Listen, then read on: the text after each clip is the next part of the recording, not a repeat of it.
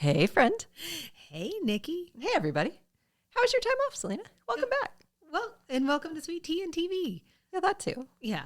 My time off has been time, and it was a little liminal, but here we are. Liminal. Help me understand what you mean by that.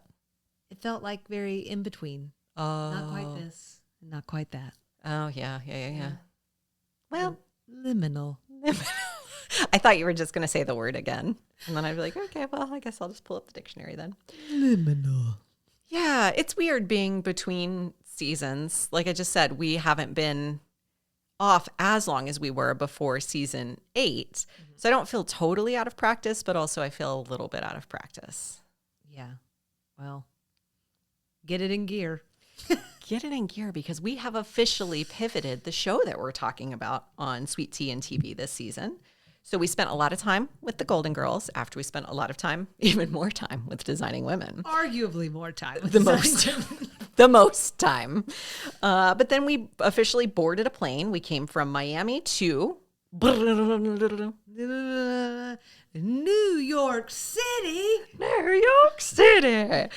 So yeah, we're in the Big Apple now. As a reminder for folks who have been listening along, or if folks are brand new, we've decided to make a little bit of a shift with the podcast. We did that back at the end of Designing Women, and then we went even further into the shifts with Golden Girls. But our first few seasons, we were exploring Southern representation on TV and in entertainment. That's always really hard for me to say. In entertainment. That's fair.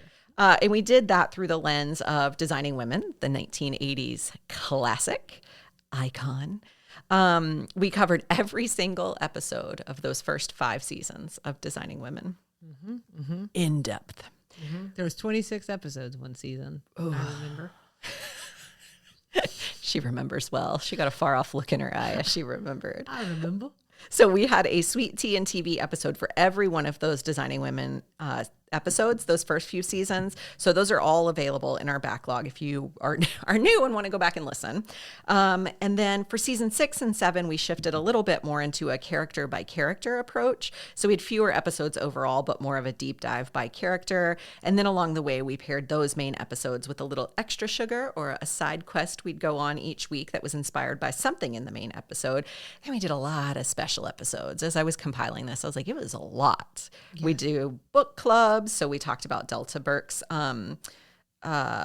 We talked about Dixie Carter's book. We read Dixie Carter's daughter, Mary Dixie Carter's newest book. Mm-hmm. And then, of course, Salina interviewed her. We also talked about Delta Burke's spinoff, Women of the House, the Lifetime Reunion special. So again, all of that content is still available. Then we did the same approach with Golden Girls. So we did the character by character breakdown, but we did it all in one season of our podcast. So it was snappy, quick, fast, and in a hurry. That's right. But we gave each one of the Golden Gals their flowers. They all got an extra sugar about their life and legacy. We did another book club. And somehow, Salina, you cornered me into a watch of Mannequin. I did. She made some very loose connections to Designing Women and Golden Girls so that it would make sense. But somehow she made it happen. Mm-hmm. And then we dove through the bowels of the internet to find a free copy of it so we could watch it. It's true. It's true. And then I jammed committed. out to that soundtrack for longer than I should probably admit. But Are you still listening to it? Be honest. No, I moved on. Moved on. Yeah. Okay. Sorry. She's moved on. Sorry. I got interested in some songs from The Cutting Edge, a 1992 classic. Gosh, I haven't seen that. What perfect timing with the Winter Olympics. That's why I did it. I don't believe it at all. I feel like you're like me and you just found out the Super Bowl is this weekend, yesterday. Not with Casey in the house. Oh, okay. Yeah. Okay. Anywho, like we announced late in season 8, we're starting our trip to New York City. That's right. So far from our roots in Atlanta, we're making a big leap, but it's still going to be on brand because our concept these days is inspired by 6 Degrees of Kevin Bacon. So we're using that degrees of separation concept as our roadmap through television history, specifically women's contributions to television history. Can Grandma ask a question? Yeah. Have we said the word Sex in the City at all? Not yet. I'm getting there. Oh, I'm sorry. This is all leading to something. Oh, okay. Well, Grandma just ruined it. We're talking about Sex in the City now. That was my long-winded way of saying it. We're going to do character-driven main episodes with a related extra sugar. So there we go, Salina. Did I get it all?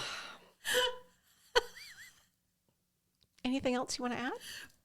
Priceless. Absolutely priceless. I thought we would build a little bit. Oh, okay. I thought we would take people on a journey with us because Sex and the City is going to be in the title of the episode when they press play. Right. It's all about the story, Salina. Oh, okay. Grandma always ruins everything. A little bit. Yeah, a little bit. My bad. I'm sorry. wait, what was it? I think it was Sophia last season who told us that a story has elements. You don't just jump right into the bottom line. You do a build up. You tell the story. Okay. But But she ruined it. So the other thing that we'll say from the beginning is that I have never watched Sex and the City the way that you have. So you're our expert. So why don't With you your lead eyeballs? us? Eyeballs and my soul and my spirits. Yeah. I don't know, and my tummy and my toes. I don't know. I haven't watched it the same way you have. I hope this is a spiritual experience for you. Well, okay, so here's the thing. My intro to Sex and the City was, I remember when it came out. And I remember wanting to watch it, but, we weren't the kind of people that had HBO. Do with that what you will. We were the kind of people who had HBO when HBO was doing free runs, a free month trial or whatever. Right. Then we had it. Hope you enjoyed that first episode of The Sopranos. Tune back in for the second to last and then never know what's going on in between or after. Yes, but there is a podcast that does that. So I think for me, I remember being really interested and wanting to watch it, and then being about 15 and like catching just a few minutes of it at a friend's house, and I was like, it just was weird content, and I wasn't sure that I wanted to hear who at that age, at 15, was very old women talking about their sexual escapades. I was like, oh, I'm not. Uh-oh. I was like, they're old. And they're old. And I'm not sure I want to hear that. And then about 4 years later, when the show ended in 2004 and it started playing on TBS, and I started watching it then, and then quickly ran out like everyone in 2004 did and got the DVDs of everything. The box set, if you will. And I consumed those DVDs over and over and over and over again and became a super fan. Yeah. So that's my briefer trajectory with the show. And so I know it pretty well. I've seen the show all the way through several times. That's my origin story. Well, can you give us a primer of Sex and the City? I will. You know what? Screw it. Let's do it. Screw it, let's do it might be the name of my memoir. Please write that down. All right. So Sex and the City first aired on June 6, 1998. Let's put that into perspective. Nikki, I was barely 13 and you were still 12. Such a baby. Just going to put a finer point on how long ago this was. I was old. That's right. This was one of the first shows, alongside Sopranos, speaking of, that made HBO the HBO that we know today. This is now classic HBO content. The easiest barrier to entry today, if you are looking for it, is probably Netflix. It actually became only recently available on Netflix, I want to say a year ago. It's on Netflix? Yeah. Oh, I've been watching it on HBO, and I'm only logged into HBO on one device. And so I have to watch it on that device. So if I don't have it, I can't watch it. So you changed my life. Well, I'm so glad that we could get together. I didn't even check Netflix, if I'm being honest with you. Well, there was a time when HBO content was so locked down, I would have never thought that. Yeah. So, I mean, we're in a new era. So it's also available. It's officially a new era for me because I will be watching it on my phone. Well, it really is a new era because it's not even HBO or HBO Max. I think it's just Max. Yeah, just Max. Yeah. So it's there. And if you have like a YouTube TV, Sling TV, or Amazon Prime Video subscription, apparently you can also get it there. I have not verified those things. I do not have Sling TV, so I don't know. But it's so funny how easy it would have been for me to find it on any one of those things, but I only looked on HBO and realized I'm only logged in on the one device. It's like only on your Apple Pod Shuffle. Right, exactly. Exactly. And the battery's been dead for 10 years. Screen size of thumbnail. And that is the example of how I live my life. I am mildly inconvenienced by everything, but not inconvenienced enough to fix it. Just to be annoyed. Well, that's a track. So it's a choice I make every day. We've all gone down that path sometime, somewhere, somehow. The genesis of the show is inspired by author Candace Bushnell. I don't feel like this is like new news for folks, but maybe it is. So she initially writes a column in the New York Observer that documented her and her friends' lives and relationships in New York City. And these were turned into a collection of essays published into a book titled, you guessed it, Sex and the City. Bing, bang, boom. This body of work is eventually brought to the silver screen and became a pop culture phenomenon. So the show is semi-autobiographical. Okay, there's a word that gets me every time. With Carrie basically being the silver screen version of Bushnell. So, okie dokie. If you think about it, like she's writing for the New York Observer, Carrie writes for the Star. I mean, you start to see those things. Eventually in the show, she goes on to write a book. Carrie does? Yeah. Okie dokie. I don't feel like that's too big of a spoiler. Well, I guess I know now. Just screw it. Let's walk away now. One of my unanswered questions, but sure. Well, good. We'll go ahead and just mark that one off the list. Sex and the City was created by Darren Star. He is also the creator and writer on shows like Beverly Hills 90210, Emily in Paris, and Younger. And he was approached in HBO to create a new series and was drawn to Bushnell's book. And he was looking to do something edgier and less traditional than what you could find on network TV at the time. I would argue that is also changing as well now, but he envisioned it as being kind of like an independent film for TV. Oh. I feel like that really tracks when you think about its format and structure, which is where I was going next, particularly in the early seasons when it's almost done documentary style, with Carrie doing these almost man on the street interviews for her column, interspersed with her, I'm going to call them like omniscient like monologues, or her Jim Halper-esque breaking of the fourth wall. These initial seasons are also what I would describe as grittier, while the later seasons became more polished and they do look more like an Emily in Paris. Technically, it's a rom-com drama. Sure. So I feel like a lot of people would probably just consider it sitcom forward, especially since they're only 30-minute episodes. Although I do notice in some seasons we kind of get into that 40-ish minute marker. So it was a super pleasant surprise to me that they're 30 minutes long. Yes. It's incredibly bingeable. Yeah. Oh, big time. Big time. Pun? I don't know. All right. So Carrie is the narrator and the central figure in the show. Let's do a quick overview of the characters. Let's do it. You know what? Sorry. So the main storyline. Sorry, grandma question here. Have we introduced the characters yet? Right on cue. So the main storyline is typically hers, and she is our lens into this world. Our perspective is largely hers. As I mentioned, she has her own newspaper column about sex and relationships. She's the creative, the fashionista, and arguably the most balanced of the four when it comes to love and romance. Now, let me stop right there and say, I am not saying that she is the gold standard of relationships. I'm certainly not saying she doesn't self-sabotage. She does.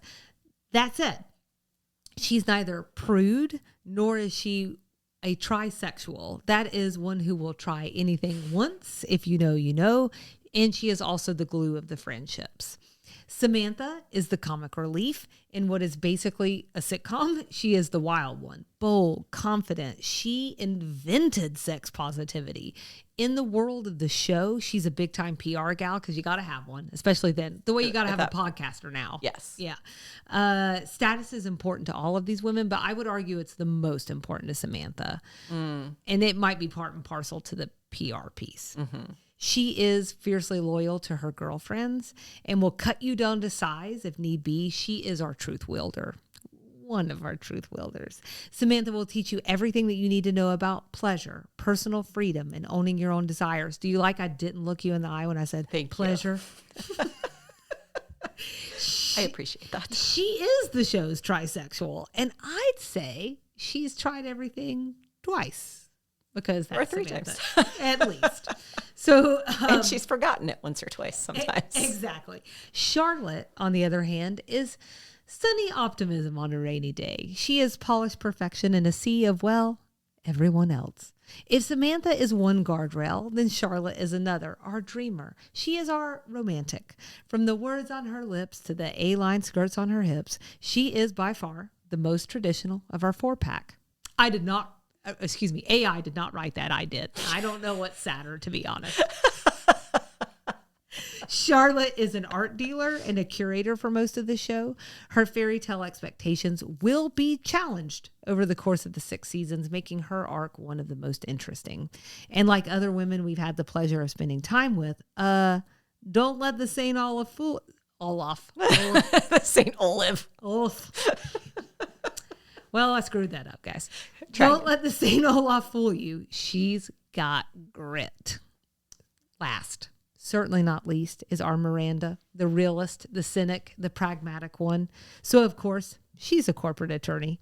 Miranda approaches romance like a stranger lurking around her apartment. She is cold. She is questioning. No romantic cliches for this gal. But her arc shows her that there's strength and vulnerability, that you can be soft without losing it all. She is another truth teller, dry, witty, and tells you the exact thing that you did not want to hear today. That's Miranda. And then finally, I've got to mention one other person, not technically a main character by any means, but I would be remiss not to mention Willie Garson, who played Stanford Blanche all 6 seasons and in both movies. He died from pancreatic cancer during the filming of the first season of And Just Like That, which is, I call it a continuation, call it a reboot, call it a whatever, a sequel show to Sex and the City. But I don't want to gloss by that, because Stanford was a little big part of Sex and the City. He was often a voice of reason to Carrie, and Willie Garson was apparently a very nice human in real life, and we could really use more of those. So R.I.P. Okay. We cannot queue up our time with the show and not at least touch on its cultural footprint, which is still pretty significant for a show that's been off air for 22 years, but only briefly, because Nikki is going to take this topic on in this week's Extra Sugar. I am? Yep. I could wing it. We'll see. I could wing it. Cosmos or something, I think. For me, its most important contribution was shifting cultural attitudes around sex, but particularly sex for women. This is another time where I can't look Nikki in the eyes.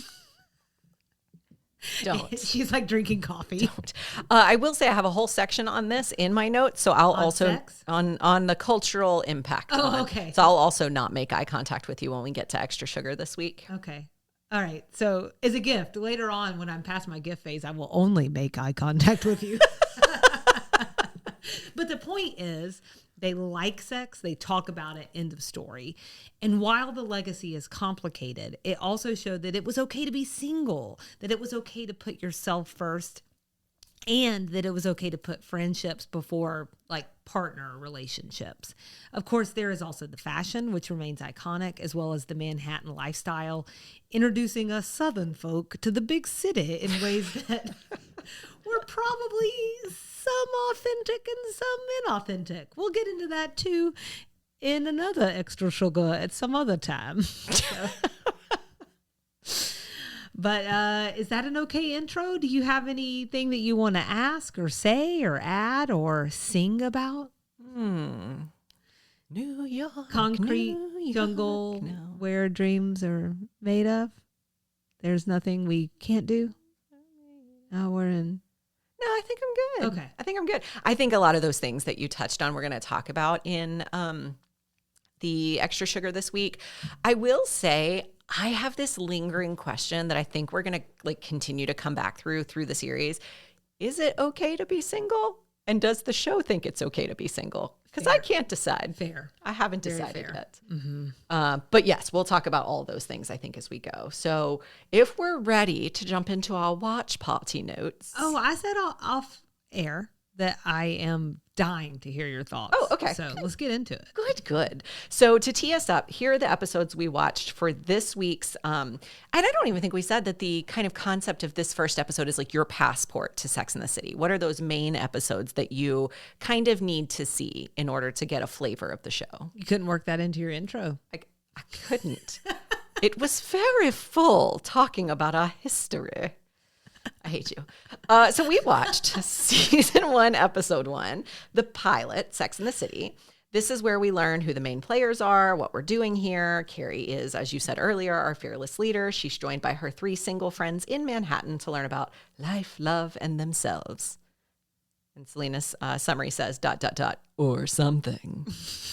This one, I did go in and add just a couple of the credit sort of information, just so we have that. It was directed by Susan Seidelman, and it was written by Darren Star and Candace Bushnell.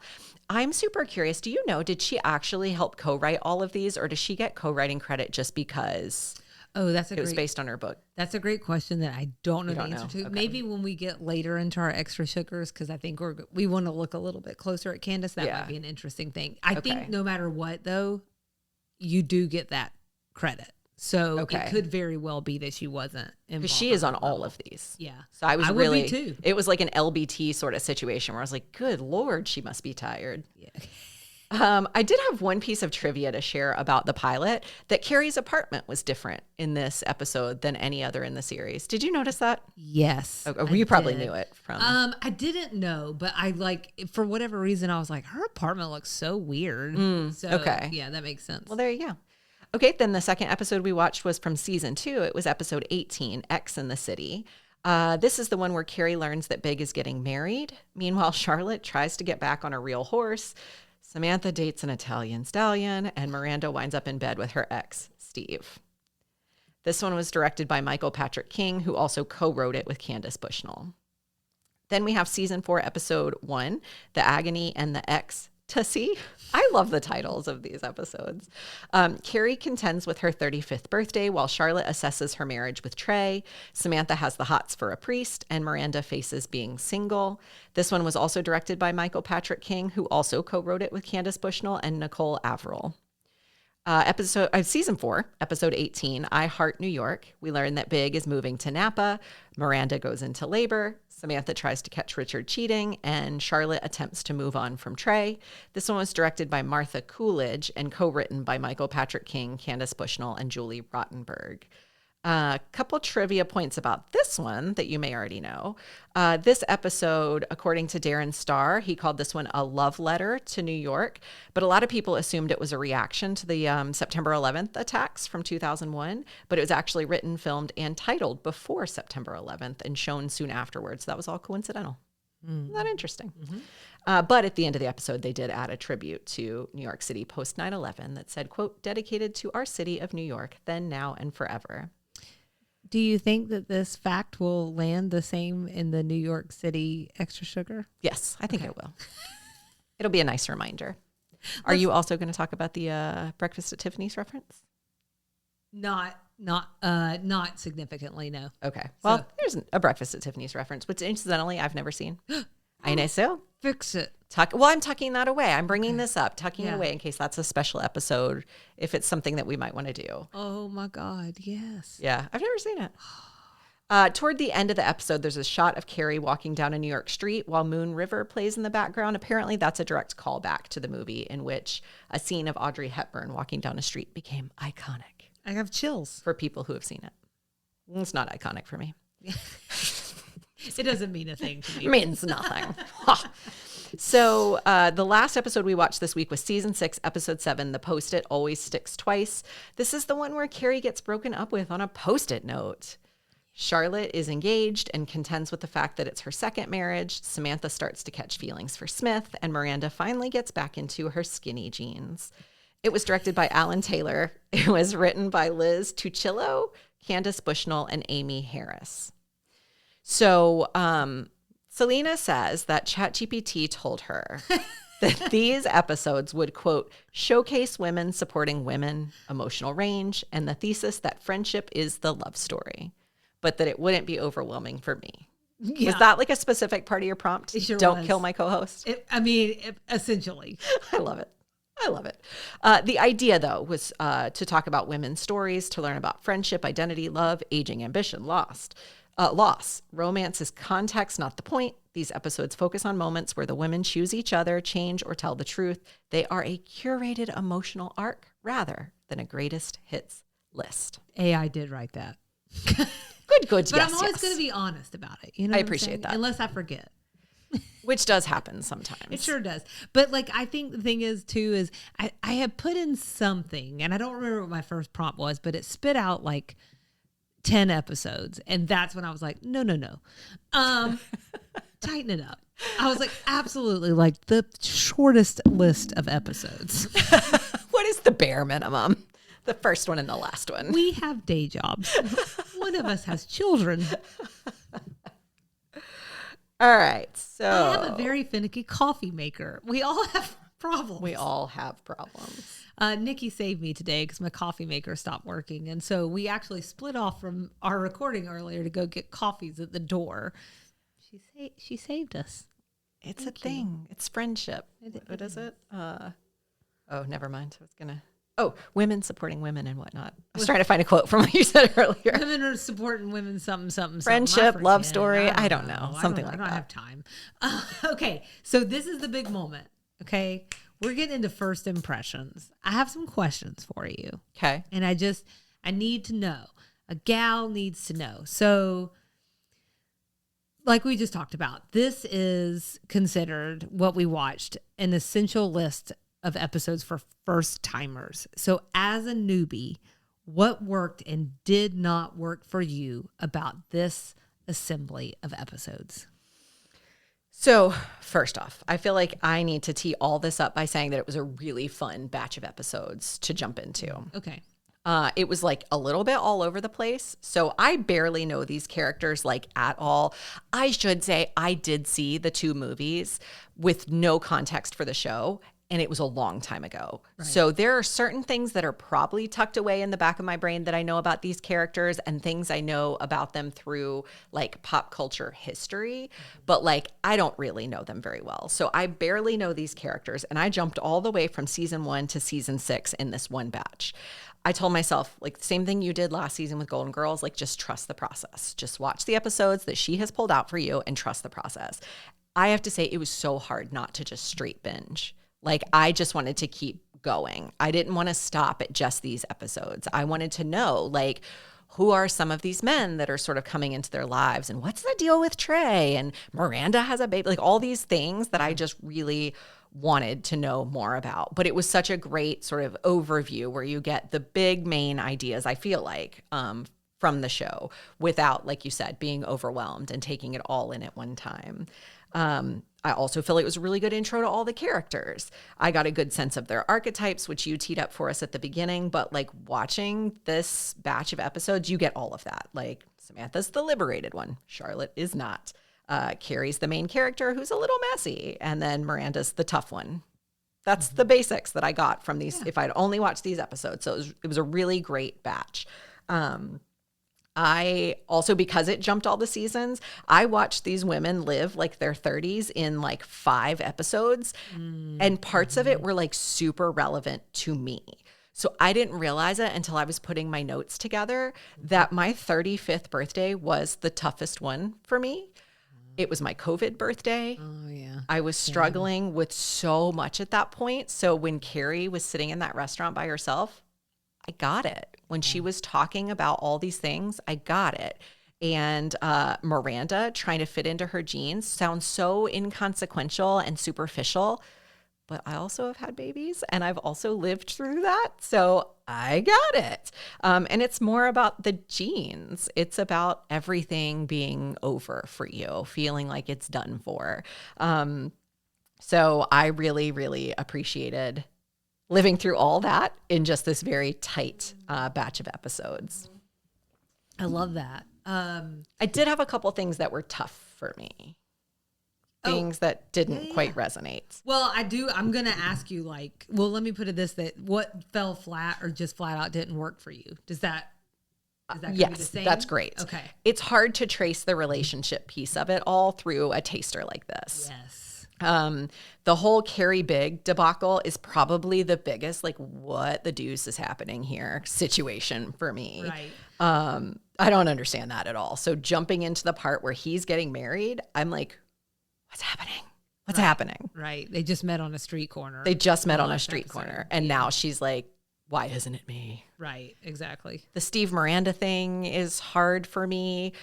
Miranda as a character confuses me a little bit, and that's been one of my main questions coming into that, which I'll tell you about later. Okay, great. But then seeing her with Steve was just a little hard. And then like Charlotte, she's married and having a tough time, but like her name is going to change at some point. So like, I don't know who these men are and how they fit together. And then Samantha in a relationship. Like I thought that was the whole thing we know about Samantha. She doesn't do relationships. So it was hard to like keep all that in mind. Right. But again, trusting the process, going with it. But it made watching these episodes kind of hard. And then I mentioned this at the top that, sussing out the thesis of Sex and the City, which I feel like everyone kind of comes back to, which is that friendship is the ultimate romance. And watching these episodes, I feel like the whole thesis is every woman in New York wants love and can't find it. And so we're going to spend 6 seasons finding love. And that, to me, is a little bit of a confusing whirlwind watching this batch of episodes. Okay. So I have more to say, I think, and I'll get to it at, when we were talking a little bit in our other categories. Okay. But I agree that the narrative is confusing if you're really trying to pull one thing out of it. Yeah. I think that's incredibly fair. I do want to know, also, as you were watching, which character or characters do you like best so far? Carrie. She's so magnetic and charming, and I kind of love the messiness of it all. Okay. I kind of love it. I'm so surprised. I did not expect to hear you say Carrie. Really? Yeah. And maybe I haven't spent enough time with her, because I know that's a little bit of a hot take. I also really enjoy Miranda, but Miranda like confuses me a little bit. So still kind of new to it all, but like the whole show is, even when we do, our next episode is going to be the Charlotte episode. And I was watching those episodes. When I went back to look at my notes, because I was kind of taking notes in real time, they were all about Carrie, because it's her show. And I forgot I was supposed to be watching for Charlotte. So it's a little hard to focus on anyone else, but I find her charming.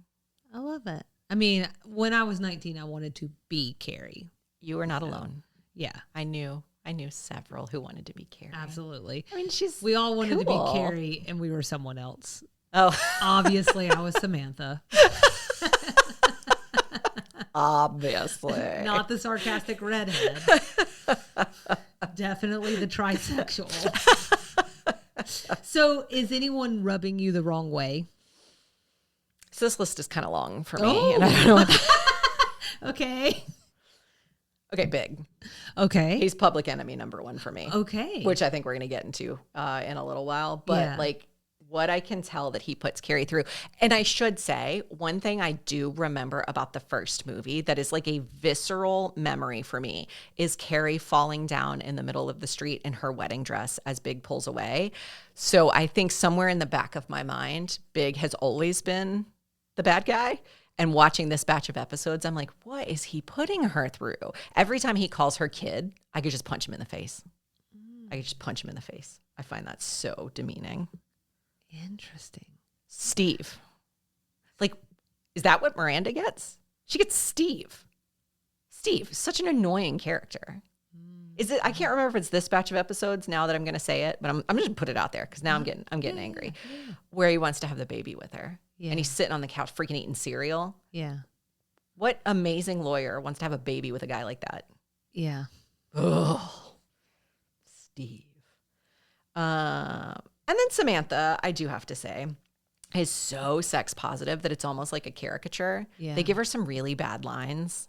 Yeah. And she's almost unlikable. She also is, it was interesting when you were doing your summaries of the characters that she'll always go to bat for her friends. I think she's kind of a crappy friend.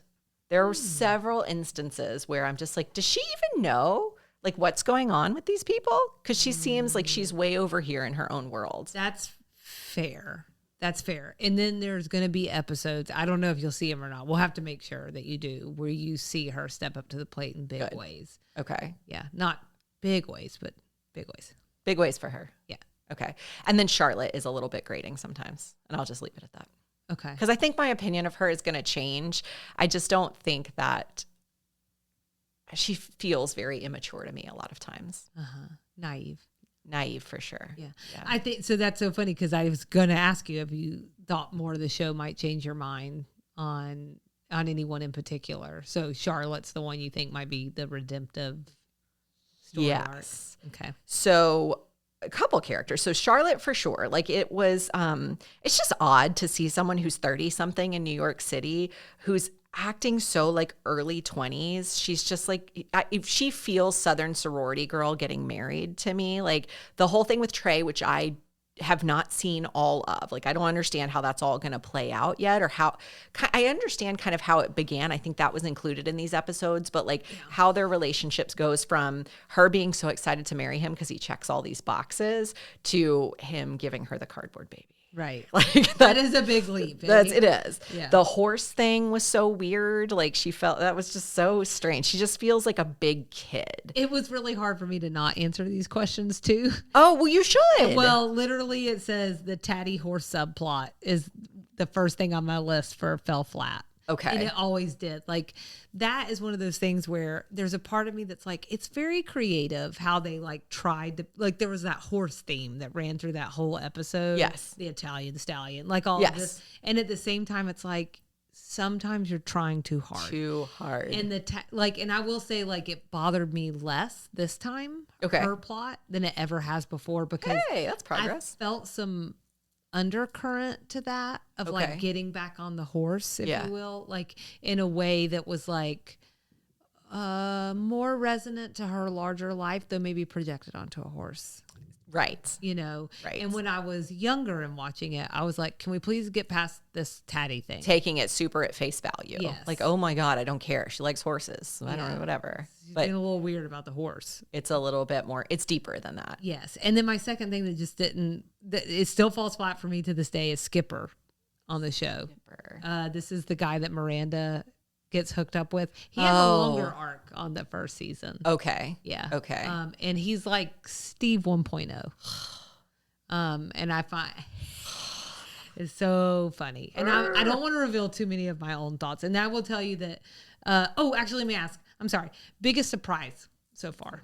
Miranda had a baby. Okay. Oh, okay. Miranda had a baby. That's my big question mark. Okay. I was also surprised Samantha fell in love. And again, somewhere along the way in whatever cultural absorption I'd taken, I missed that Charlotte got married twice. I put the pieces together, obviously, in putting stuff together for this, and you had made a note somewhere that her last name changes at some point. Okay. But I think I just totally missed that there was a marriage that did not work out in there. I see. It feels very off-brand, but I think that is indicative to me that she's going to have this big growth as the season goes. I hope as the series goes on. Well, you know, the funny thing is I watched all the episodes out of order when I first watched the show because of the TBS of it all. And there were big cut parts. Yep. And so not big, the character, but just these large parts that were cut. And so I do actually have one thing written down that was a huge surprise for me back in the day because this one it just sticks with me, which is like I'd seen so much of this big arc, the character. And my friend said something to me like, oh, it's like that time that Samantha hit on Big. And I was like, what? Hold on a second. Talking about? And and in the pilot, Samantha makes a move on him and he turns her down. Right. And so I remember seeing that for the first time and being like, oh my God. Because I had already gone through all of the Carrie Big drama. Okay. And I was like, and someone turns Samantha down, you know? I'm like, how strange. So those were mine. I have to say that I am coming in hot with some really big opinions, but I really do think it's because, one, I genuinely enjoyed watching this show. Like I told you, I wanted to binge it. I wanted to keep going. Yeah. And also this show means so much to so many people that I want to understand it better, and I want to kind of go. I missed out on the journey with everybody when they watched it the first time, so I want to go on this journey. So my hot takes sound very aggressive, but I think it's because I care so much. Yeah, you're passionate. I'm passionate. So I think the other thing I would say too is what's really going to be interesting, and I think this will come up at many other points, is and you've already mentioned it yourself, but it's the time period in which you're watching it. So when I was younger, I'm not even saying it was a good roadmap, but it did serve as a roadmap, because that's what happens when you're 20 and someone's 15 years older than you. Mm-hmm. And for you, it's more collegial. Yes. Just like you mentioned earlier, you get that there's more behind those skinny jeans. It's not just jeans, y'all. Right. It is more than jeans. It's more than the jeans. Now, I think I could have told you that at 19. Yeah. That said, it lands differently now. It just does. Yeah. So I think that is going to be a really important thematic thing for us to think about and talk about as we move through the rest of the series. Which might be a nice transition into our next section, which was going to be questions I have for you. Okay, I'm scared, but as the newbie, questions I have for the Sex and the City aficionado.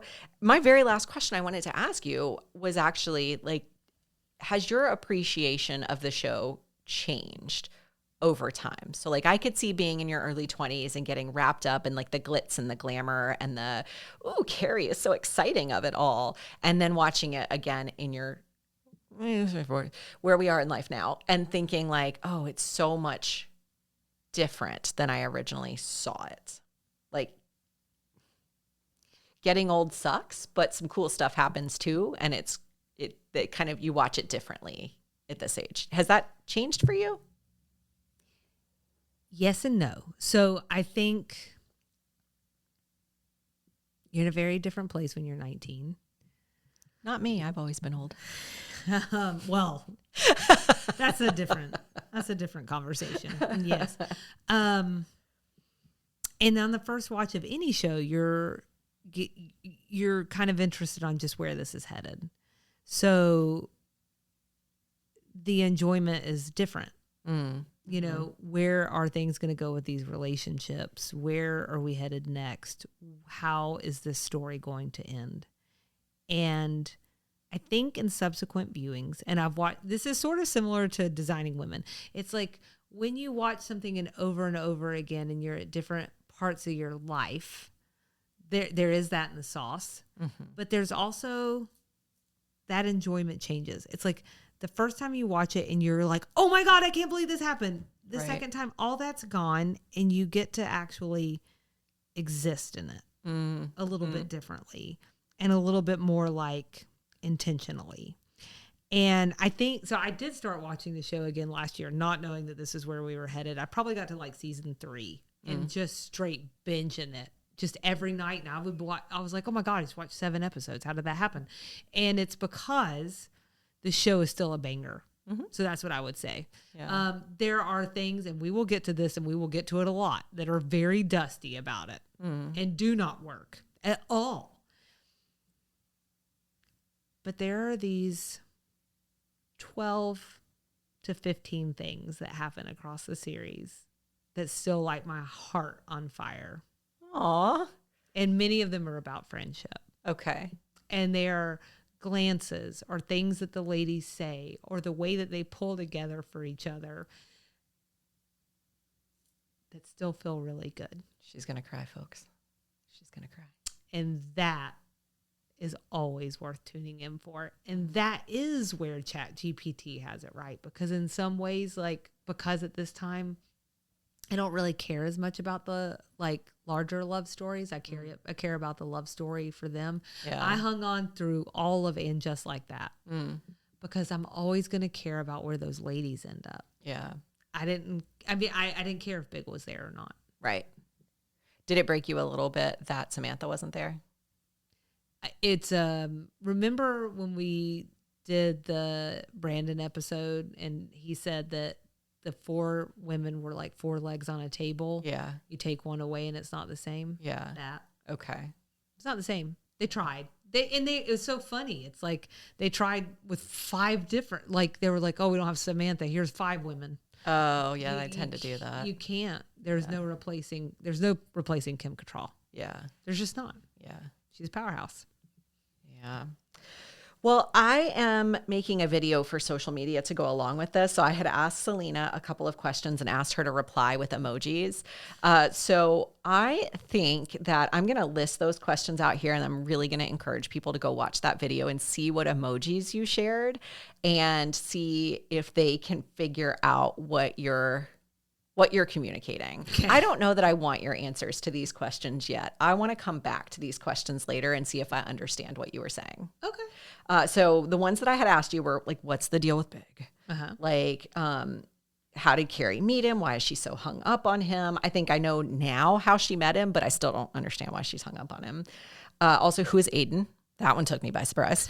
Missed that one entirely. I remember now the Big versus Aiden thing happening in the larger universe, but it wasn't until I watched some of these episodes that I was like, oh crap, there's a whole nother man in here. Yeah. And I know nothing about him. That's right.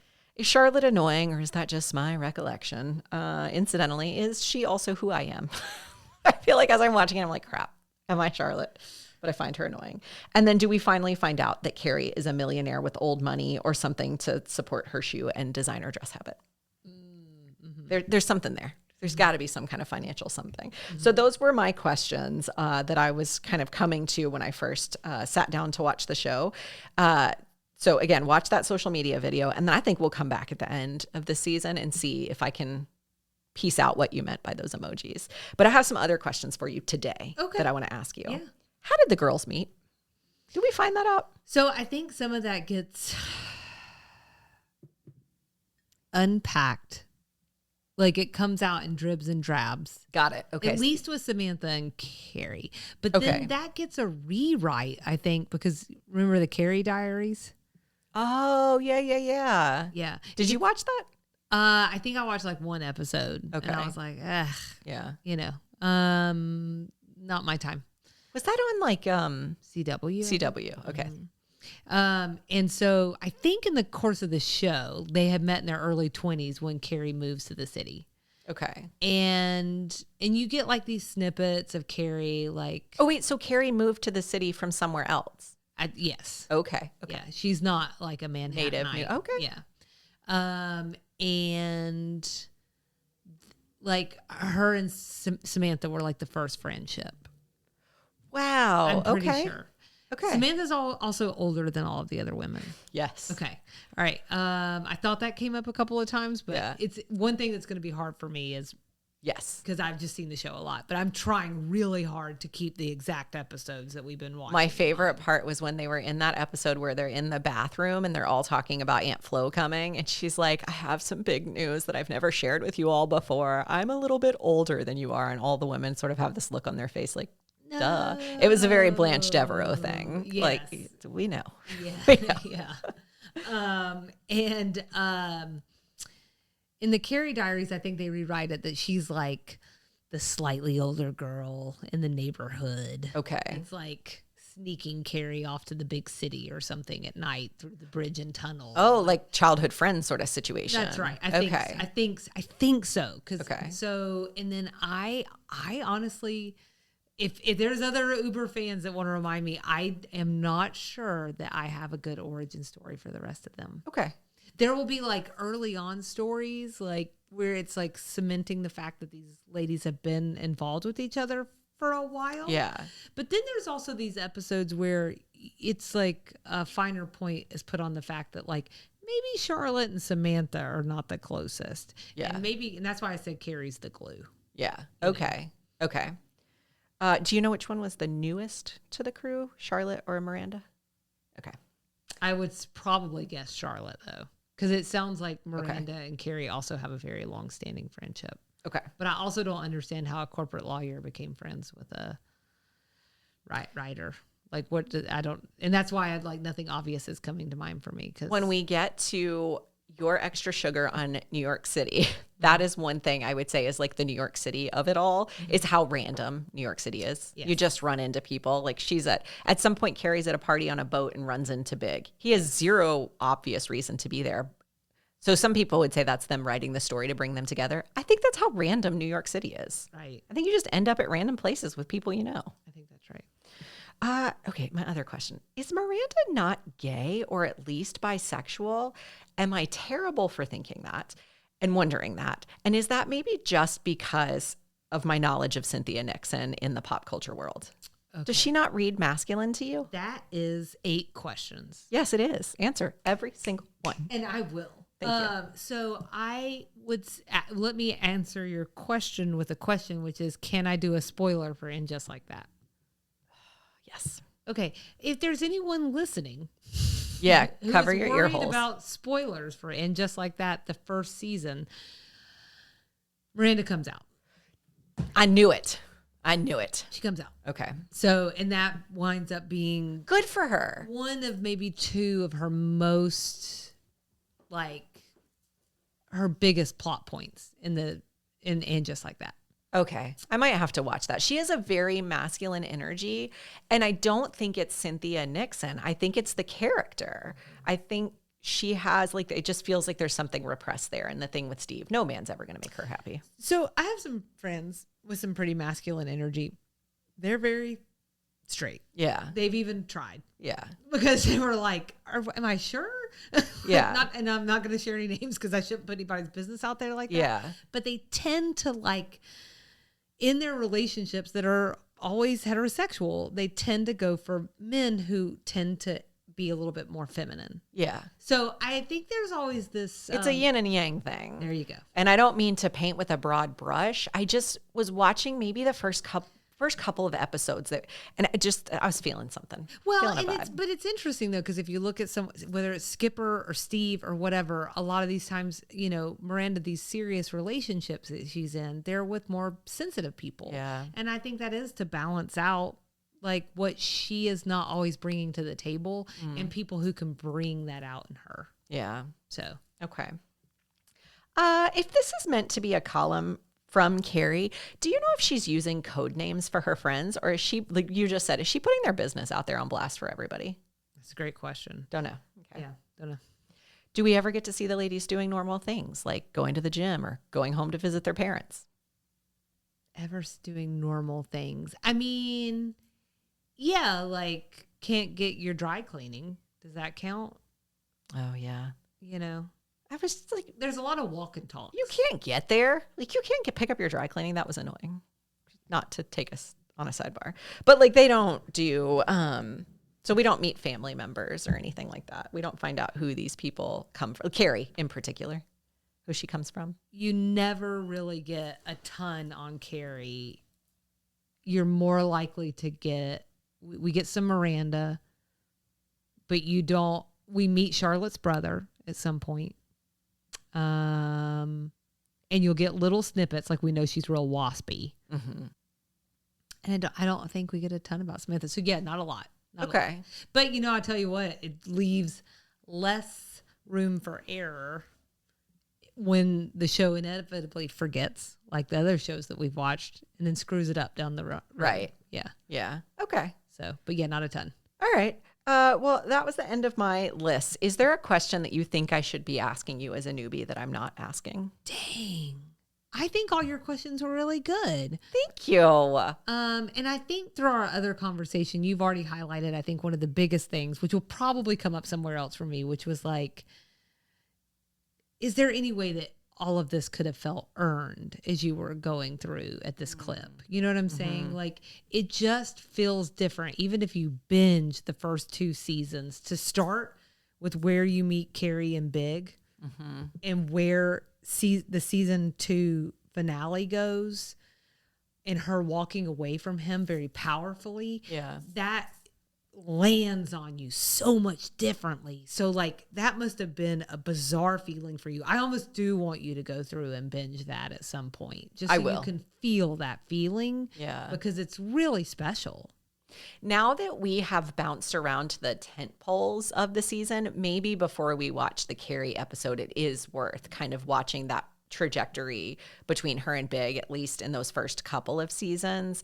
It might be worth doing that. Yeah. So that I do understand it. Because I do feel like that is, like, in the greater world of Sex and the City, Big and Carrie is the thing everyone talks about. Like, not to spoil another And Just Like That, I know he died in, like, the first episode. So I know they end up in some sort of long-term something. I also, because I saw the movies, I know that there was a wedding at some point. So like it's possibly her biggest, it feels like one of her biggest relationships that I just kind of I'm going to have to gut through it. The relationship. Even though I hate that man. I hate him so much. It's the relationship. I think that just means that you might be a healthy person. And I loved Big. I've been trying to be very sparing. I loved Big. And I think that shows that I needed a lot of therapy. But I didn't marry a Big. So you did not. No. I'm probably going to be fine. You're going to be all right. You're going to be all right. But if I had known you in your 20s. He didn't leave me in the street in my wedding dress. In your wedding dress. God, that was so heartbreaking. And I know nothing about their story, but just watching her sink to her knees. Don't worry, you'll get to watch it again. If I had known you in your 20s, I probably, before your husband, I would have had to have hugged you. Because don't put yourself through that, man. God. Anyway, sorry. Big. Am I right? Okay, so we wanted to do something a little fun and different for this very first episode that may or may not be fair to Nikki, who at the time had seen 5 episodes. But I thought it would be fun to do superlatives. So based on these 5 episodes, Nikki, what did you think the best episode was? So I'm torn between the pilot episode and the Agony and the Ecstasy, season 4, episode 1. I'm probably going to land on the season 4 episode because that 35th birthday thing really got me. That was a very powerful storyline wrapped up in a very, that's what I appreciated about it. It's a very tight episode, but you go through the range of emotions. I'm probably going to land on that one, but setting the stage for the whole series was helpful for me in particular. And I think it was a better done pilot. Like, I watched it and wanted to watch more, which, as we've discussed over time, is not always the case. Sometimes you watch that pilot and you're like, whew, that was rough. This one was not badly done. So it's one of those two. I'm probably going to land on the 35th birthday thing. Okay. And it is kind of amazing to think about that pilot's almost 30 years old now. It's like really old.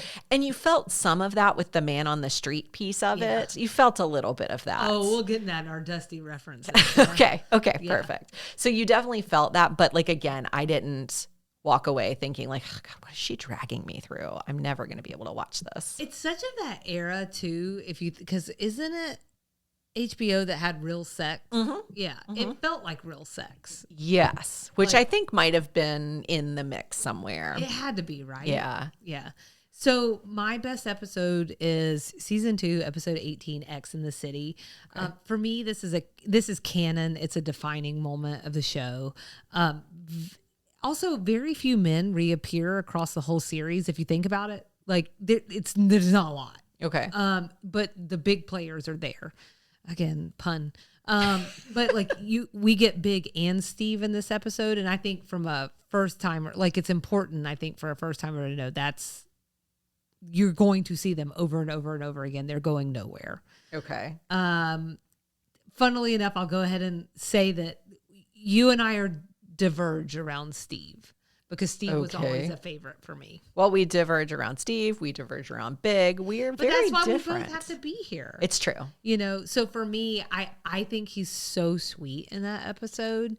And now I will tell you that when you get to And Just Like That, there's a whole, people love Steve. This is not just me. Okay. So he's a fan favorite. Until you get to And Just Like That. Oh. And then all that goes out the window. Oh, no, that poor man. But they talk about how Steve got ruined as a character in Just Like That. Yeah. But also, this is going to be that thing for me too, Nikki, where I think you're missing some really key things where he made Miranda come out of her shell. Okay.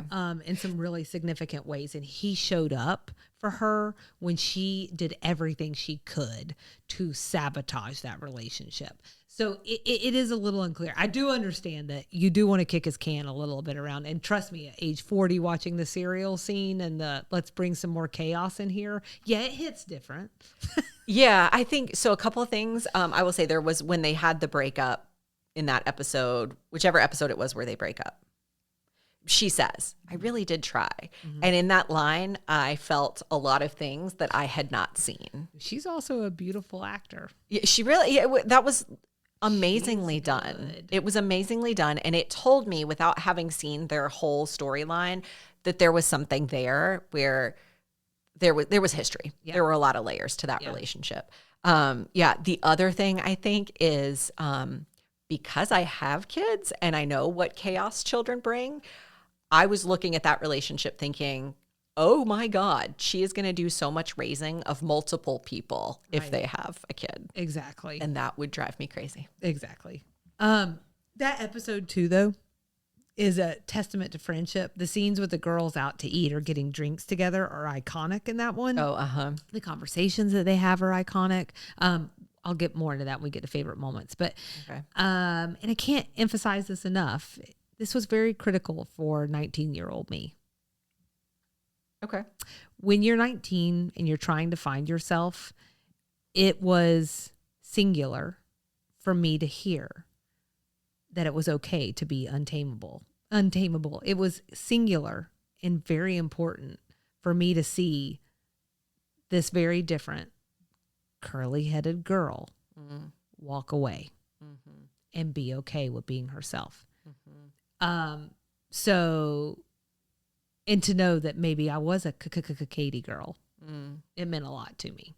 And I think so when I watch that, it's more of like a nostalgia factor, but I still feel that in my bones, you know, that in the end that it's worth waiting for someone who's going to appreciate who you are instead of you bending to be who someone may want you to be. And I really love that message at 19. So was it a real mind F when she keeps going back and forth with him then? When she's so powerful and then she's like bringing him pizza and like upset that he's moving to Napa? 1,000%. Yeah. So, gosh. Which also feels very 19. Yes, for sure. Maybe the most 19 thing of it all. Which I could see being irritating to people because she's not 19. That's right. And I think that actually even comes up. Yeah. At some points. What about your worst episode? Say X in the City. Okay. Very superficial though. We're here to balance. The Charlotte horse thing and the Miranda Italian man thing. Yes. Like two of those things were just hard for me. Yeah, those could get out for sure. But not like, I mean, it wasn't like an episode I would never watch again. It just like of this batch. This is such an interesting exercise. I didn't even really have a worst, but if I was forced to do one, mine would be the pilot. So but that's really just because they just hadn't found it yet. Right. You know, the characters don't even feel the same. Yeah. Not really. They're like they are more like caricatures. And they hadn't really found that rhythm yet. And so it will, if I ever have to pick, most of the time it's always going to be the pilot because it's just a little harder to get through. Right. Okay. Miscongeniality. I really threw you for a loop on this one. Yes? No, I made it harder than it needs to be, which is my way. That's the Miranda in me. I make it harder than it needs to be. But tell me what your miscongeniality was, and then I'll co-sign it. Mine's Trey, because he offers Charlotte a hanky after he God bless America finishes on her. Oh my gosh! And he offers a dry cleaner dress. Oh my gosh! He should have made my list of like Public Enemy number. Like I'm just going to end up with a list of all the men on this show. Yeah. When we get to the men extra sugar. Yeah. It's just that I hate them all and I could just throw darts at them all. The way he talks just annoys me. It's really hard on rewatch. But yeah, I got to this one too and didn't know what to do. And as I was looking at Miscongeniality, that episode happened and that happened. And I was like, you know what? That's kind. Let's give something to Trey. Let's throw him a bone. This man needs something, you know? Let me look real quick back at the episodes though, because I think I did have a vague thought. No, I got nothing. I'm not co-signing that though, because I hate Trey. And I had forgotten it until this moment. So no, I won't co-sign it. But you're right. That is a kind thing. Because I think he's more egregious in the Charlotte episode that we're going to talk about, in this batch of Charlotte episodes. Yeah. He's more egregious in that one. What do you mean? He's so good. Best dressed. I have pictures for you. Oh. In the pilot, Charlotte's dress after the art exhibit, she was wearing like this very shimmery halter top. Oh, yeah. That was so 90s, too. She looks so beautiful. Right, which harkens back to the 70s. It's that like, metallic-y. Yes. color. Yes, very, very 70s. That's a good call. It is gorgeous. That was one. And then I had one other one in season 4, episode 1, Agony and Ecstasy. What I had written down in my notes is Carrie went through a cape phase, and I loved everything about it. So she comes out of, I think it was the proposal engagement party. The engagement. Thank you. She comes out wearing and puts this like cape on, and it's just very like sexy magician. The way she's putting it on. But then later in the episode, when she goes to meet Big in his car, she also went through a brooch in season. Is that 3? No, season 4. This is season 4. Yeah, she goes through like a brooch phase. The cape phase, man, got me. Those two things between the cape and that halter dress. There's a lot of great. I mean, I'm not saying anything people don't know. There's a lot of great fashion here. There's a lot of not so great fashion. It's really bad sometimes. But the capes, man, I was like, I would 1,000% wear that if I weren't afraid of looking like a magician, and I would. Because I'd use my hands like this. Well, she looks a little bit like a magician too, but she's rocking it.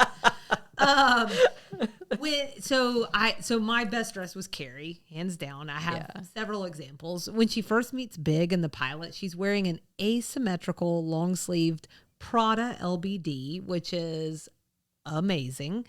Then we move on to the white bias cut slip revenge dress when the way we word him outside of the plaza in the season 2 finale. The red crop top and A-line skirt combo for her 35th birthday was, she looked gorgeous. Oh my God. She was lonely and sad, but she looked great. She sure did.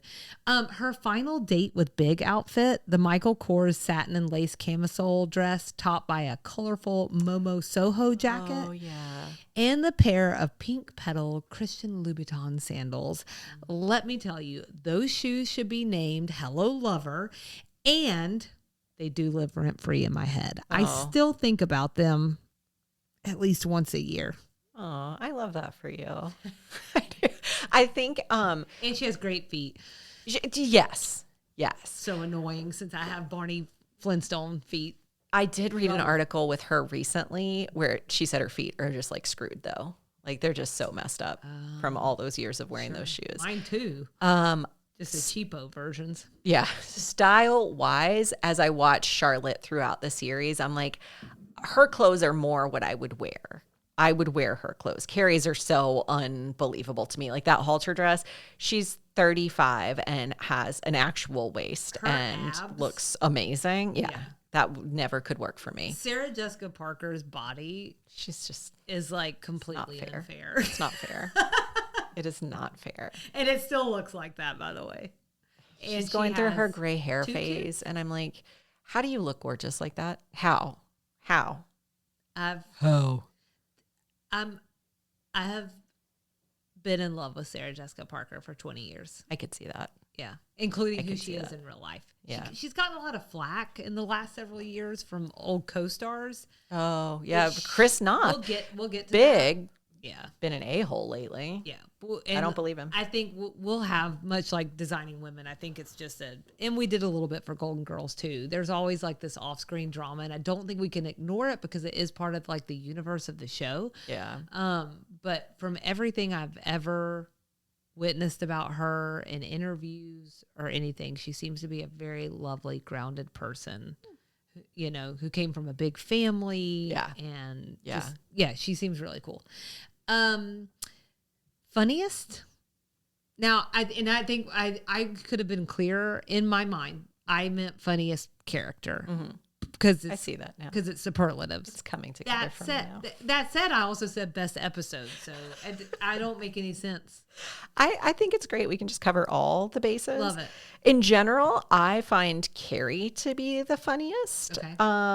And the episode that I gave it to was the Post-it note always sticks twice, because getting broken up via Post-it note is objectively hilarious. Yes, that is a big fan favorite.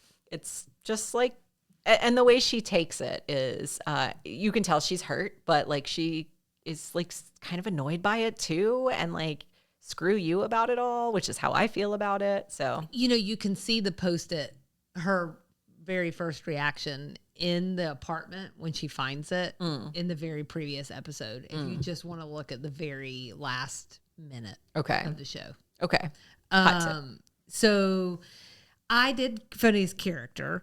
I chose Samantha. Okay. And she's like the shock jock one-liner queen. Which is why I think she doesn't hit for me. Yeah.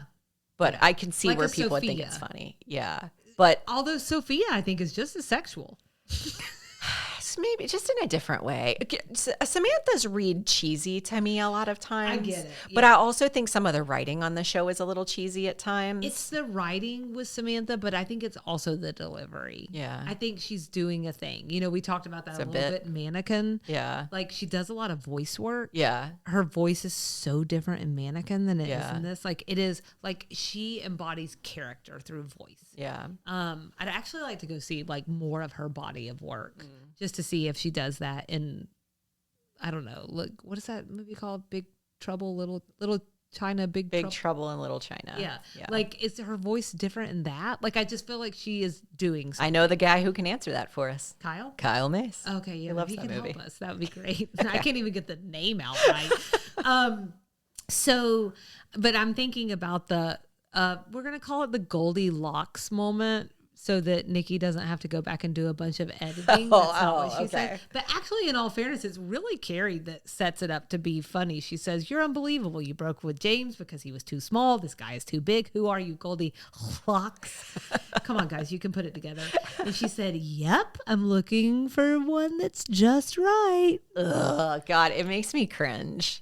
It really makes me cringe. The whole thing with the priest, I think that was in this batch of episodes, and I did not bring that up earlier. That also drove me crazy. She had so many like icky one-liners about him that I was just like, oh, what is happening?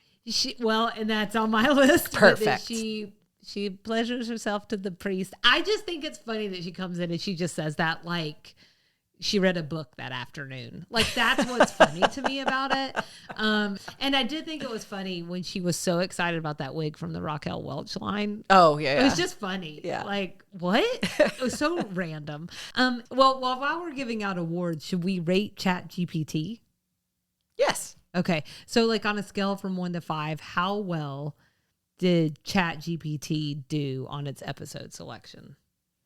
I give it a 4.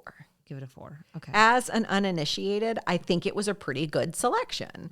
I feel like it rushed me into some of the romantic stuff and I felt lost at points, but I got the major highlights. Like now I know these are the main loves and here's what we're going to explore. Again, we've already talked about this. I'm not sure I walked away from this batch of episodes thinking friendship is the true love story of this whole series.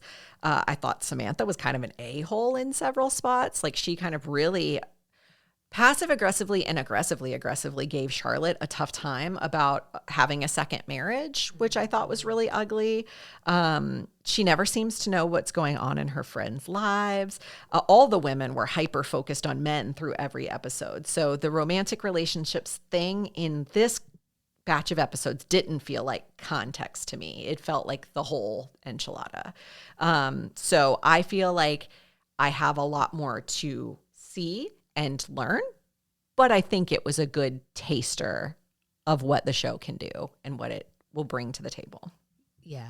I think I'd probably give it a 3.5. I'd already told you my biggest qualm was the fact that I was concerned that it wouldn't feel earned, like what you ran across. Yeah. In terms of women's stories actually being the point, I think it's pretty true. Like even when the ladies are focused on what's happening with a given man, we are receiving their perspective. Yeah. And so in a way, I think that's like, that's an important progress, especially for 30 years ago. Or, for sure. Or some places coming up on 30 years. I agree with that. And I also agree with everything that you're saying. It is, there's just no way how you slice it.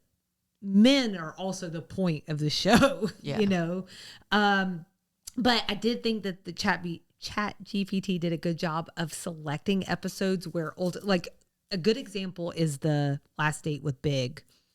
Oh, yeah. Okay.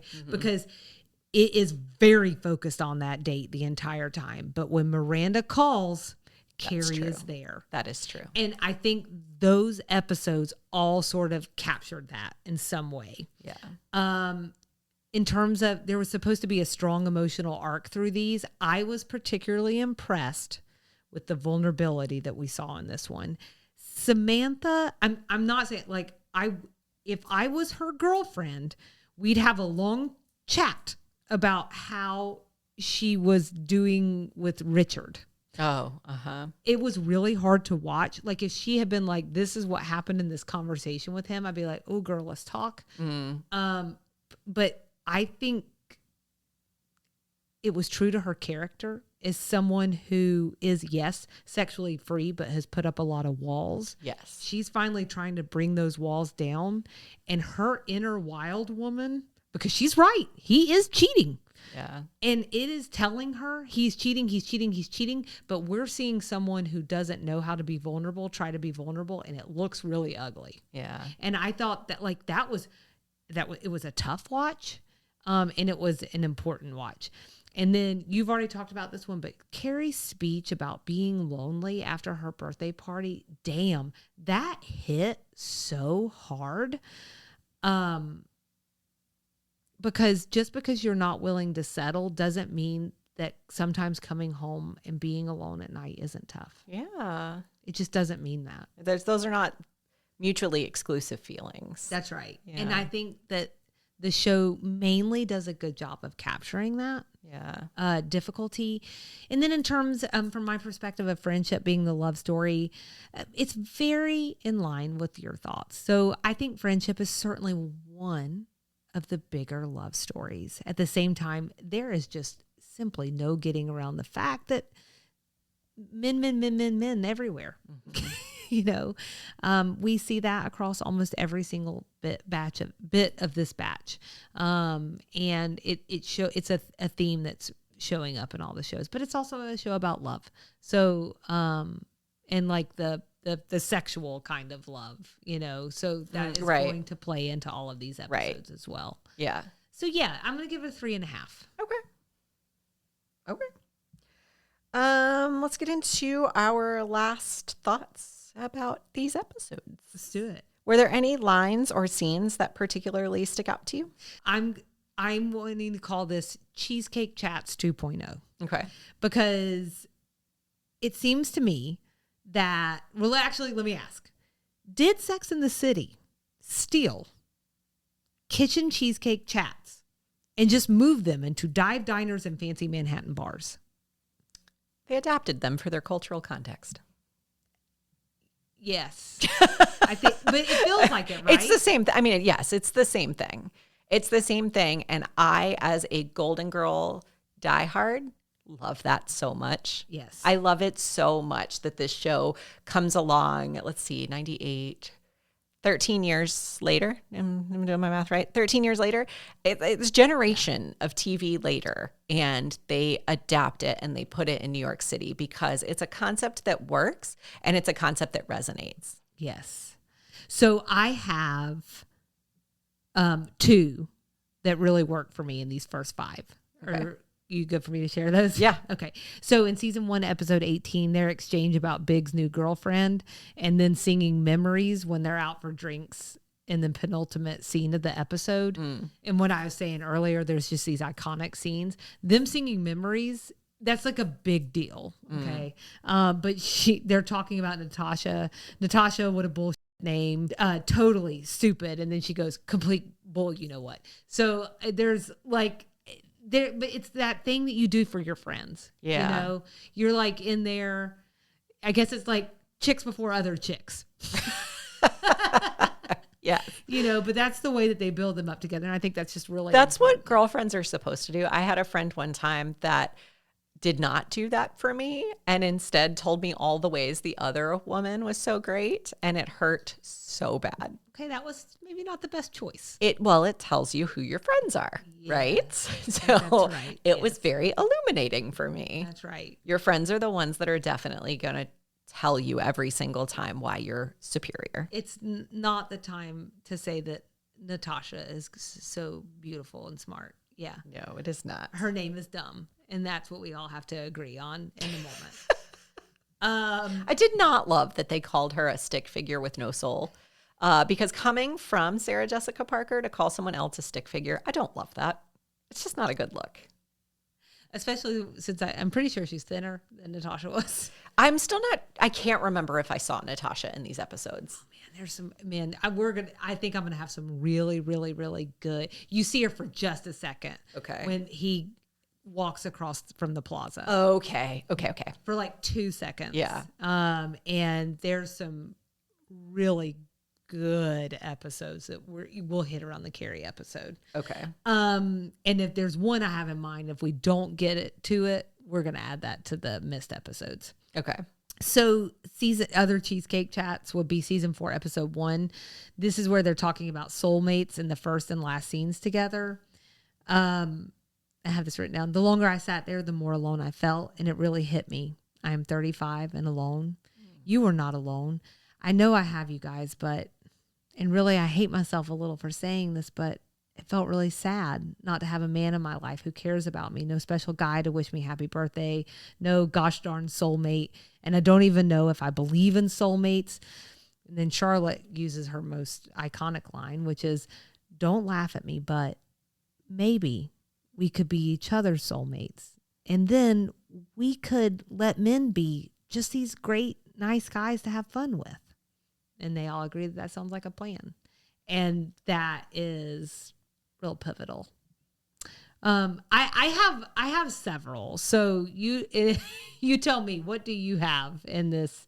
Well, I have one cheesecake moment to mention, yes. Sweet friend moment, whatever. And you already mentioned it. It's season 4, episode 18, Carrie being there when Miranda delivered her baby, which meant interrupting that last night with Big before he moved to Napa. Only a real friend is going to do that. That's and right. Not complain about it. And when Carrie's like standing there when the baby is delivered, it's just like she has this look on her face of such pride for Miranda and such excitement about this next chapter. And and she's in this beautiful outfit, which you already described. In her mind, she's also kind of thinking about Big, but this is more important. I need to be here. That was a really beautiful moment. Yeah. Yeah. That whole episode is really well done. I had some things like in thinking about favorite lines, and this is also an absolute classic Sex and the City line. So in the pilot, the whole cab scene between Big and Carrie at the end, or not cab, they're in his town car. And she is going on this whole thing about men just have sex and don't have any feeling. And he sort of bursts that myth, which I think is important, and also kind of calls her out for never having been in love. And then this iconic exchange at the very end, she looks back in and she says, have you ever been in love? And he says, ducking-lutely. Toodalutely. Yeah. and that also, I say that line all the time. Oh. Abso-ducking-lutely. Toodalutely. Yes, I know. Just keep saying it. Yes, absolutely, Charlotte. I know. I really, really, really wanted to like Big in that scene in particular. He is handsome. He seems charming. He's very mysterious. But I don't think he treats her well. Hot take. Can be true. Yeah, 2 things can be true. I loved everything in the season 2, episode 18, that season finale. I actually really loved every scene with Carrie and Big. I like the shifting power dynamics when they meet for lunch for the first time. And he tells her that he's engaged. She thinks she's got the upper hand. He's got the upper hand. There's the whole thing with the tripping but there's just this awkwardness that is played so well. The 2 of them have such good chemistry. And then of course nothing can cap the ender. And she does ask him at the plaza, why wasn't it me? And he goes, Carrie. And she says, no, seriously, I really need to hear you say it. Come on, be a friend. And he said, I don't know. It just got so hard. And she goes, yeah. And then she looks at him, she sweeps the hair out of his face, and she says, your girl is lovely, Hubble. And he says, I don't get it. And she says, and you never did. And so that scene hurts. That scene hurts. It does, but it's like perfect. It is absolutely, if you have not seen The Way We Were, it is pulled from The Way We Were. And it is really beautiful. And so, do you remember the movie 500 Days of Summer? I do. That scene was very 500 Days of Summer to me with, Zoe Deschanel. Yes, but the guy, yep.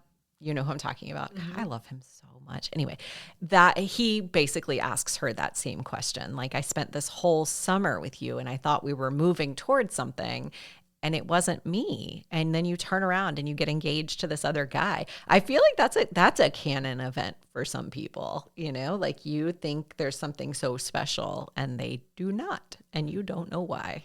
That's right. That scene stuck with me a lot. Yeah, I think I had some others, but it turns out we've covered all of the other things in this one. I would just say the Post-it note episode, the conversation once Carrie's high at the end is really great. And I also love the runner. You mentioned earlier, Charlotte doing the, if this didn't happen, then that would happen. And, da, da, da, da.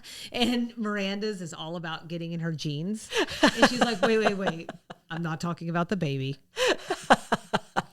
And it was those kinds of things that just really made me fall in love with this show.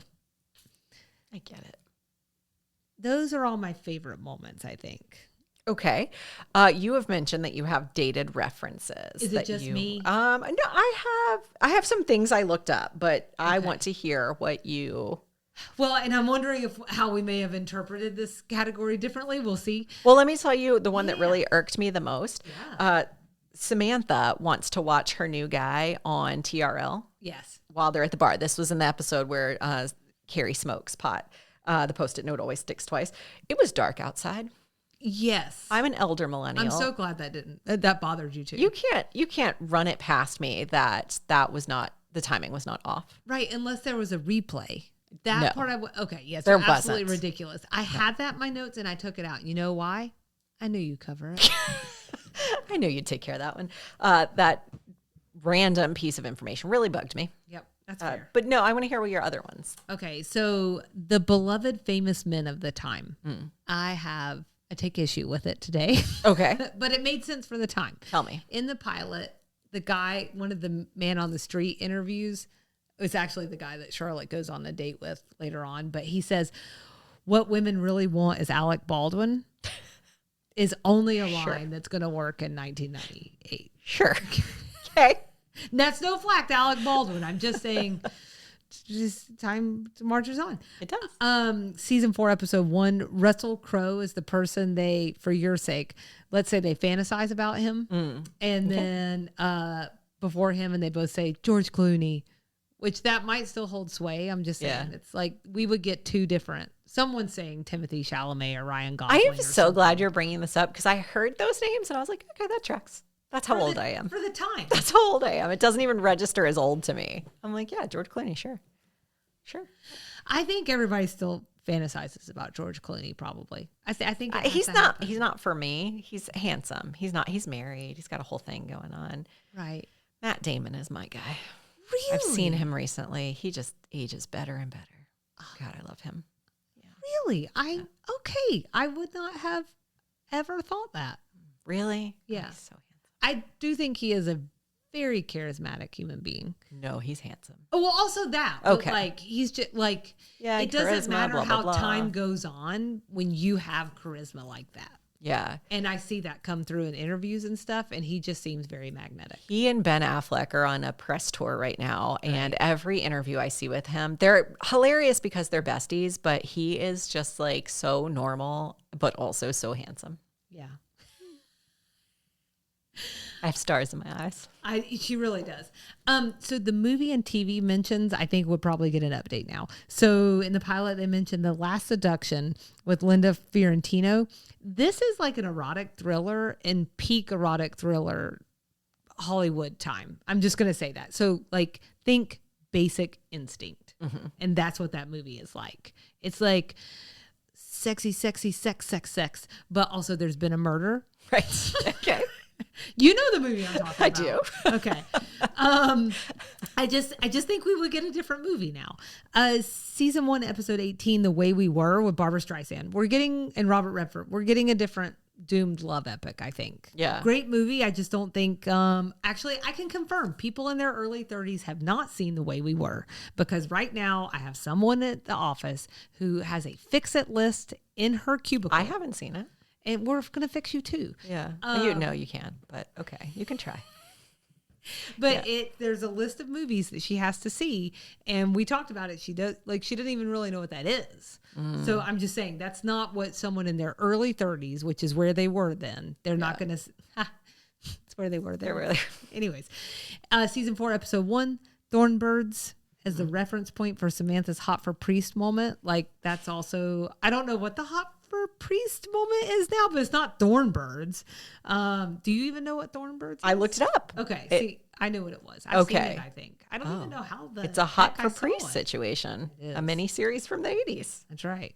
Yeah. So those were mine. I had the TRL thing too. I don't think we're allowed to be hot for priests anymore, given the whole priest thing. You know, that they're like all involved in sex scandals with young boys. I'm processing, and I think you're absolutely right. I'm glad I needed to call that exactly what it was. I know. I was like, we know what the thing with priests is. It's like how I didn't need to tell any Alec Baldwin stories. But you're like, the molestation of children. You didn't see her face, guys. She looked like she didn't know what I was talking about. No, I'm like, what? No, I was just thinking, you're absolutely right. Like, how are you even going to, it's not going to happen. It's not going to happen. There's not a thing anymore. Who is the illicit population of men now, if not priests? Who can you not be in love with? That's like a whole podcast episode of its own, I guess. I don't know. I'd have to think about that. Yeah.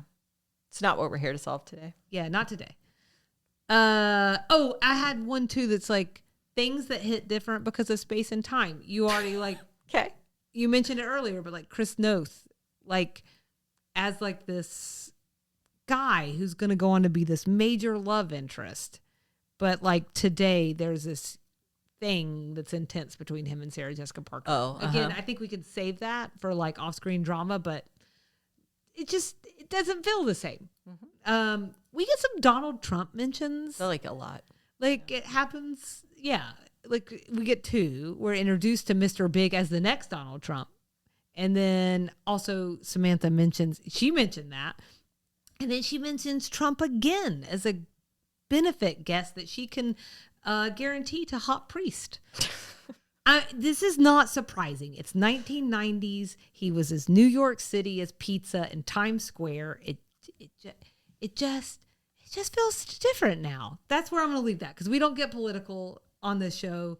I'm just saying it feels different. And then a smattering of things that makes the show a tad older now. Cabs, although they remain stronger in places like Manhattan. Carry smoking, caller ID, landlines galore. There's a shot of Big's apartment and there's a very fancy CD display case in the back. That caught my eye. Oh. And then Carrie not having a cell phone. We do hear Miranda yell at her on her voicemail, her physical voicemail machine that she's listening to in the background. But today you do not get away with being the weird one without a phone. Oh, you kind of need one to survive. Yeah.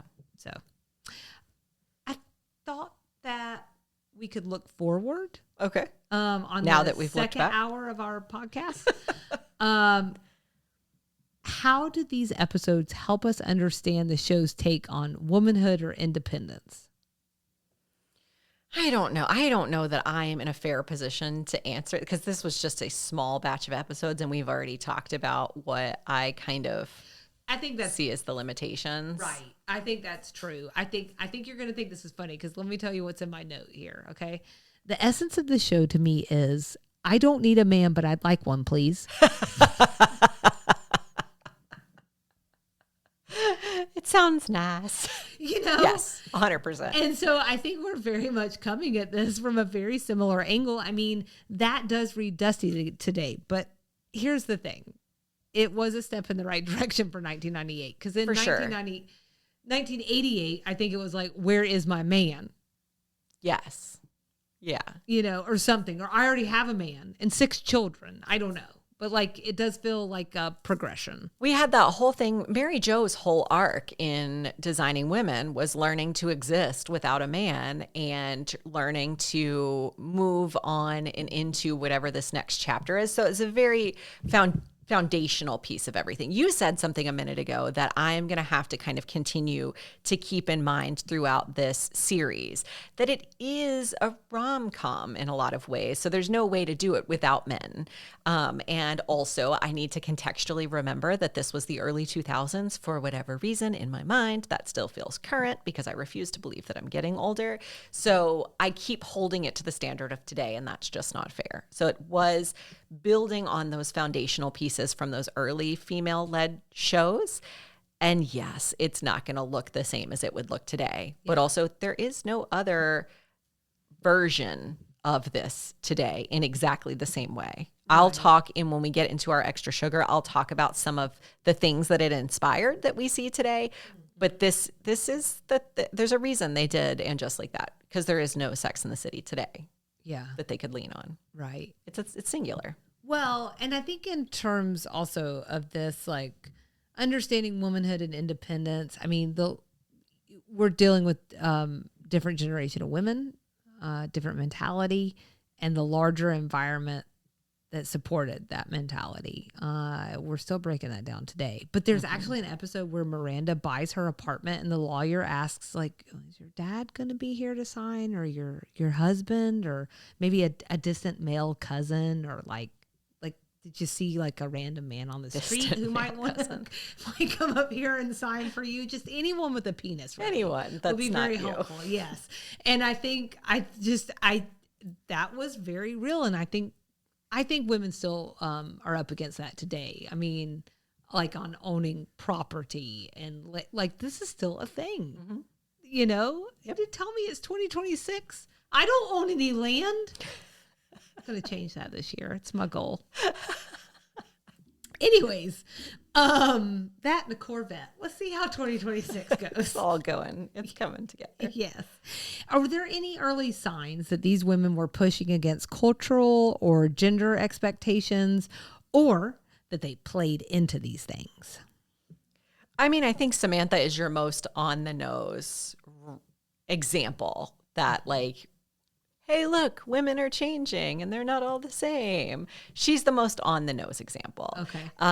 But I think that, did I say Miranda? I meant Samantha. You said Samantha. I said Samantha. Okay. Yeah. Sometimes I say the wrong name with those two because their names sound the same. Yeah, you're good. Okay. So Samantha. Miranda also is, though, because she is the high profile lawyer who is becoming partner, and that becomes her like goal. She's very career oriented in that way, which I think would have been singular in the early 2000s, late 90s. Charlotte is the one that seems to play a lot into some of the gender expectations in terms of she's supposed to get married to the rich guy and settle down and have his babies. Yeah. Yeah. I think she also has this line in the pilot where she says, if you want to get these guys, you have to keep your mouth shut and play by the rules. I totally believe that love conquers all. Mm-hmm. What's happening there? At the same time, I already said the line before, she has the soulmate line. 3 seasons in, she's already learning. She gets a lot of hard knocks. I think she needed to be knocked around a little bit. I think she did. Sometimes some people have to learn the hard way. I also think that you've got it nailed with Miranda and Samantha. So not really much needs to be said there. Miranda and Steve co-parenting without marrying is something that happens. And I think that was very singular for the early 2000s as well. Mm-hmm. And then also even the whole Carrie's have sex like a man plot and her attempting to do that, to have sex and walk away, not get feelings, which is something that is maybe true and maybe kind of thrust upon women. I don't know why I chose to use the term thrust, but I did, and here we are. And Nikki, I can't take it back, okay? That's what it is. But like that idea of a woman engaging in casual sex, that wasn't new, but I think it was still pushing the boundaries in the 90s. Yes. I'll give you that. Those are mine. Are we done now? Was that a good transition? You like mine better? Are we finished now? Can we be done? Can we have lunch? Can we go?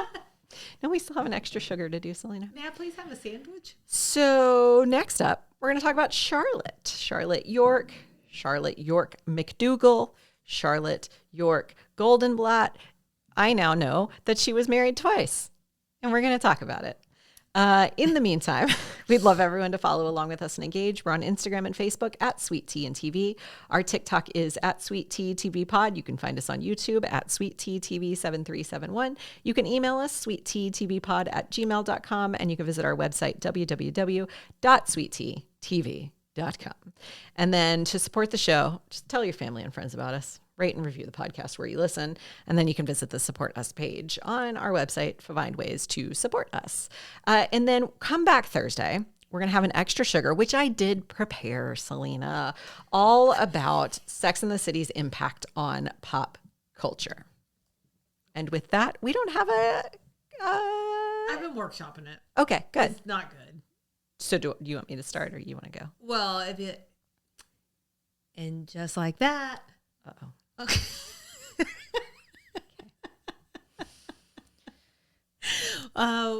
We'll be back next week. Bye, guys.